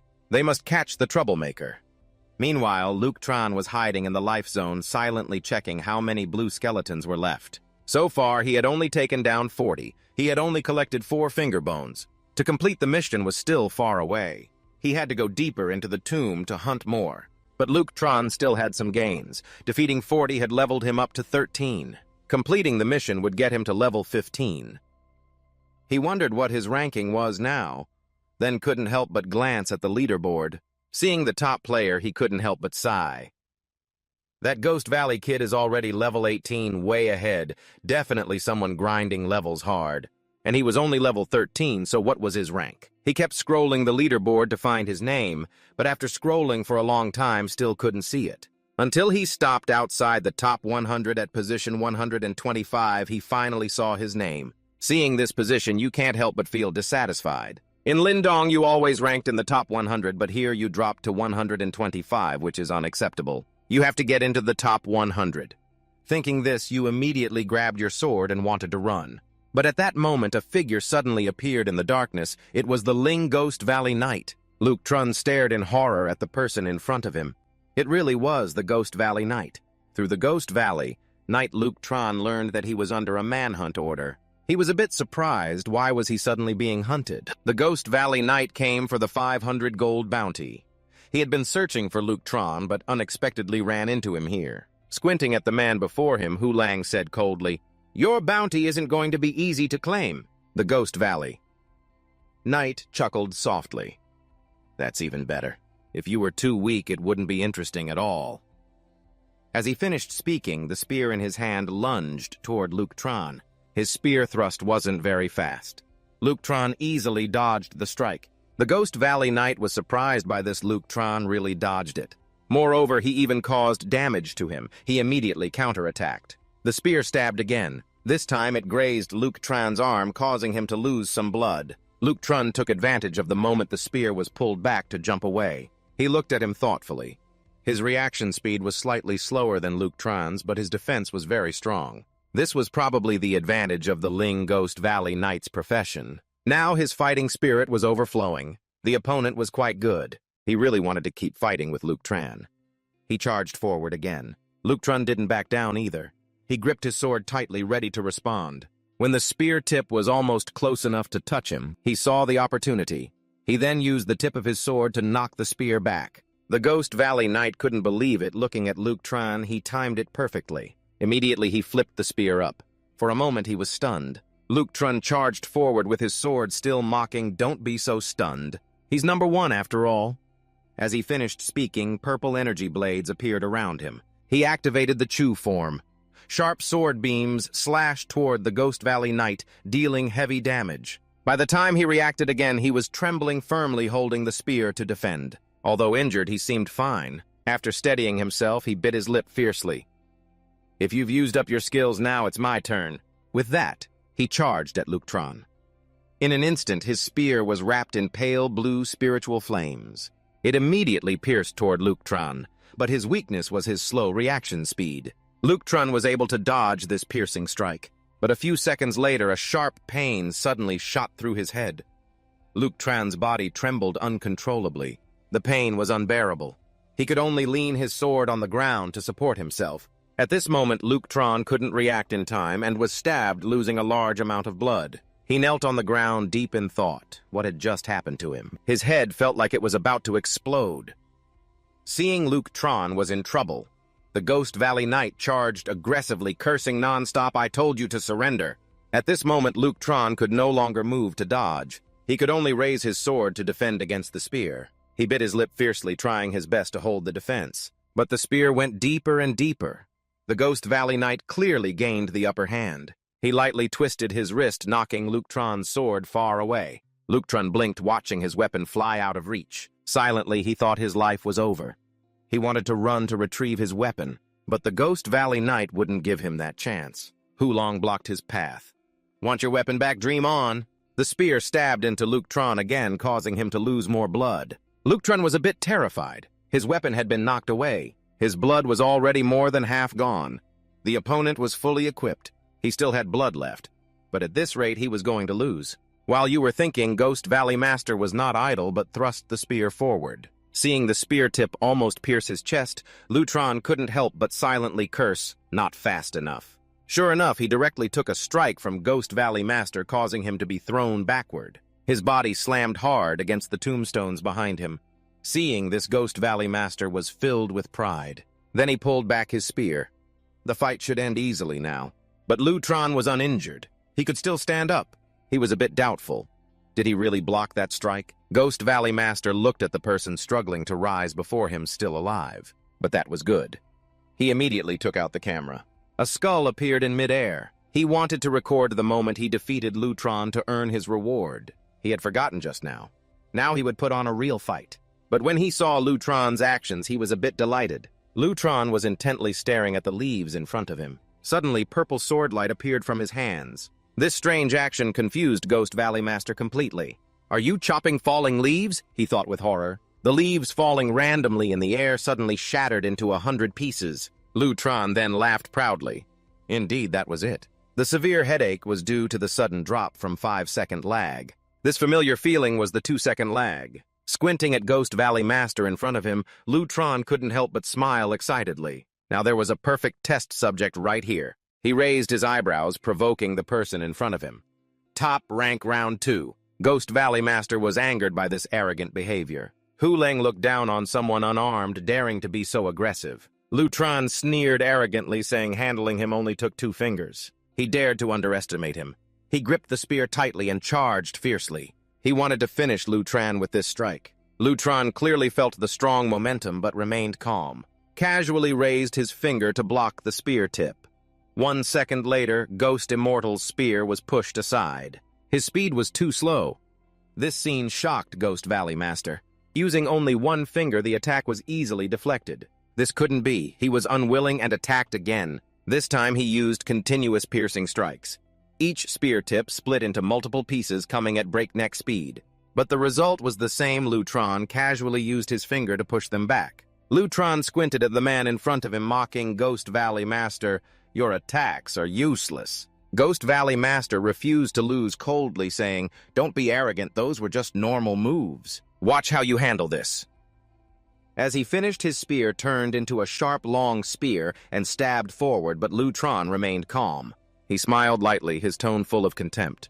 With attacks like that, no need to block. He didn't move or dodge. The spear passed straight through him. But what shocked Ghost Valley Master was that the spear passed through without harming him. For a moment, he was stunned. Lutron approached and warned, "This is no time to be stunned." Then he punched him directly. Ghost Valley Master couldn't dodge and took the full punch. He had no idea when Lutron got so close to him. What just happened? No one could answer his question. Meanwhile, Lutron grabbed his long spear tightly. He kicked fiercely at his stomach, causing blood to spill. Not letting him react, Lutron pulled the spear out of his hand. Ghost Valley Master thought he was careless and slid on the ground, his weapon thrown far away by Lutron. Seeing him lying on the ground, Lutron immediately mocked, "He's without a weapon now. But you have now pulled out your sword that was stuck in the tombstone. The situation has changed." After saying that, you took a run forward. Once again, you used the Chunan continuous strike to attack Kui Kok Tu. You wanted to finish it in 1 move, but Kui Kok Tu wasn't giving up. He activated the Kui Jop Ba Te to protect his body. Kui Kok Tu smugly said to you, "This demon armor isn't something you can just break." Lutron frowned, looking at the invisible protective armor ahead, unable to help but admire. Impressive. But what amazed you even more was what came next.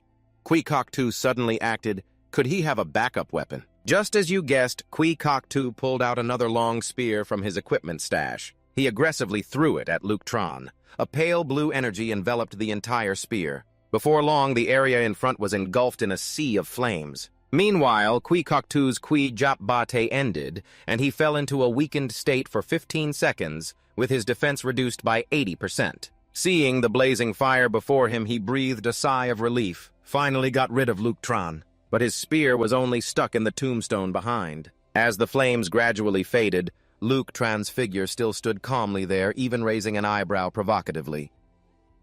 Does he really think he's dealt with me? He's got a long way to go. Kui Kok Tu couldn't believe it, looking at the person in front of him who had been hit directly by his piercing fire missile attack, but was unharmed. Lutron chuckled softly, teasing him, asking too many questions. Just as he finished speaking, he vanished. When he reappeared, he was right in front of Kui Kok Tu, plunging a sword strike that dealt heavy damage. Kui Kok Tu bit his lip fiercely. His defense was too low now. Even a normal attack caused 106 damage. After the skill ended, his defense stats had dropped. Lutron realized this and saw it as a perfect chance to finish him off. So Lutron continued to attack. The spear in Kui Kok Tu's hand swung down fiercely. Your attack speed was too fast. Kui Kok Tu simply couldn't keep up. You didn't even need to use skills to knock him down. Lutron smiled victoriously at the defeated man. Top rank isn't bad, just unlucky to meet you. But only then did you realize Kui Kok Tu had died. You frowned, dead just like that. Seems like he was scared. At Quikok-2's house, even after dying, he couldn't leave the screen. He was still reviewing the battle video, unable to believe the speed had dropped to 5 points. He still couldn't see clearly what had happened. Kong Ton Kok had no grasp of your execution method. Looks like he had to check frame by frame to figure it out. So he kept adjusting the playback speed to watch the slow-motion footage where you used your skill step by step. Kong Ton Kok paused and examined every bit like a pro. He finally understood the problem. You just shifted a bit to dodge the attack, then immediately returned to the original position, creating the illusion the spear had pierced through. This speed and technique were unbelievable. Only experts like Truk An Luan and Lok Tran in the Hall of Fame could do it. Thinking this, he excitedly grabbed such a large gaming device. He couldn't miss out. Meanwhile, in the game, you suddenly sneezed twice, not sure if someone was scolding you. In the Life Tomb area, it was still shrouded in dark, fearful night. Quikok-2 returned quickly but saw no sign of Luk Tran. Not sure if he had logged out or gone on a mission. But it didn't matter. As long as he was still in Hanbang-Kung or the big cemetery, he would definitely find him. Luk Tran, who was hiding behind a tombstone, suddenly sneezed again. You suspected you might have caught a cold, or maybe someone kept reminding you. Otherwise, why keep sneezing like this? While you were lost in thought, a sharp voice suddenly rang out, "It's the Blue Bones Patrol!" No one knew who ambushed them to make them work overtime on their day off. The date was ruined. Then they kept insulting, calling him a coward who only knows how to attack from behind, too scared to show up because they have numbers on their side. They even called him a lonely dog who doesn't know how to enjoy his day off. He heard every word, making him shiver. They even dared to call him a coward. So he decided not to wait any longer, shouted loudly, then jumped down to attack, startling the Blue Bone gang. Looking up at the messenger bird, he hurriedly let out a shout. The Blue Bone guy looked confused at him, but before he could react, he was slashed by him. And he didn't hide it anymore, openly admitting that he was the one who took them down. The messenger bird and the Blue Bone guy it was perched on were both cut in half by him collapsing on the spot in the blink of an eye. Looking at the corpse at his feet, his eyes were filled with hatred. That damn dry-bone bastard dared to call him a lonely dog. He just didn't want to make his leader feel any worse. The Blue Bone gang was stunned by his move and only realized after a long moment, then shouted loudly, "He is the one Sue wants to catch and also the one ambushing the patrol team." In the blink of an eye, messenger crows filled the sky. The leader quickly ordered the others to follow him. At the same time, the messenger crows in the sky sounded an alarm. The northeast side of the 6th Tomb team is under ambush by enemies. Seeing this scene, the Blue Bone guy smugly said, "Luk Tran, surrender quickly." But Luk Tran wasn't scared at all, even complimenting them for being smart to spread the signal which he couldn't block. At that moment, the Blue Bone guy charged at Luk Tran, telling him to watch this move. Luk Tran calmly looked at him with eyes full of contempt. Seeing his arrogant attitude, the leader immediately ordered the whole gang to rush together and take him down. In an instant, a fierce battle broke out in a section of the tomb. But the Blue Bone gang was no match for Luk Tran. No matter how they fought, they couldn't hit him. Then they were shocked and asked how he could dodge attacks so easily. But Luk Tran didn't answer them. Another guy reassured reinforcements from Dung Huang Quan are on the way. Luk Tran smiled excitedly, even better then. Hopefully they arrive a bit faster because sitting and waiting after taking down those in front is really boring. As soon as he finished speaking, he acted pale purple energy continuously dancing in the air. Their speed was so fast that the naked eye couldn't catch it. Then came screams of terror. Next, the Blue Tomb constantly echoed with the messenger crow's announcements. Patrol teams were continuously ambushed, but Luk Tran kept changing direction, making it impossible for them to predict. The Blue Bone team leader, upon hearing the 8th team was ambushed, ordered Blue Bone to rush east to prevent Luk Tran from escaping. But while they were running, Luk Tran was also running toward them. The team leader sensed the movement and stopped. Something was coming. But before he could react, a sword light appeared out of nowhere and slashed at his neck. He was cut halfway through. This left him stunned, wondering what had just happened. He hurriedly asked the Blue Bone guys behind if they were okay. But when he looked back, he was terrified. His soldiers had been completely defeated.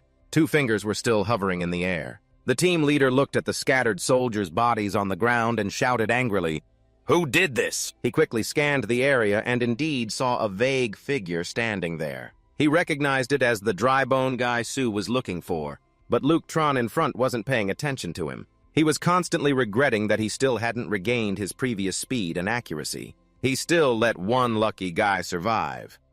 After all that hunting, he had taken down 215 blue bones and 19 fingers, but it still wasn't enough. Ignored by the team leader, he angrily continued questioning. "Weren't you in the Eastern Tomb area?" Leuctron raised an eyebrow, looked at him, and mocked. "Their reinforcements were too slow, so I had to come here myself." Saying this, the sword in his hand once again showed signs of wanting to attack. "Enough nonsense, you should finish off the last guy. The captain you looked down on angrily scolded you for being insolent. He fiercely swung the mace in his hand, trying to smash down. Unfortunately, his speed was too slow. Leuctron dodged to the side and avoided his mace. The mace smashed onto the ground. He didn't expect to miss. But something even more unbelievable happened. Leuctron's figure flickered like a ghost, appearing and disappearing. The sword wrapped in purple energy began to trigger a critical strike. Within seconds, the captain was cut down and fell to the ground, dropping the last finger item, which was finally obtained. Mission complete.